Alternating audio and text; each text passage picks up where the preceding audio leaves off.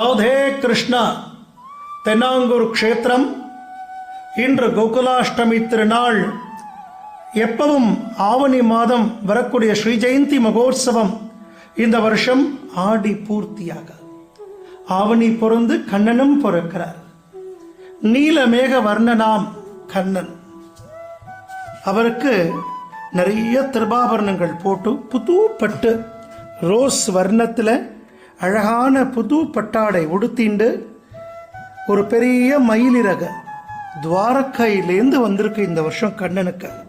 அந்த மயிலிறக சாத்திண்டு புது கர்ணபத்திரம் போட்டுண்டு கண்ணன் கிருஷ்ணனாக வேணுகோபாலனாக அலங்காரம். தாயார் மகாலட்சுமி அவள்.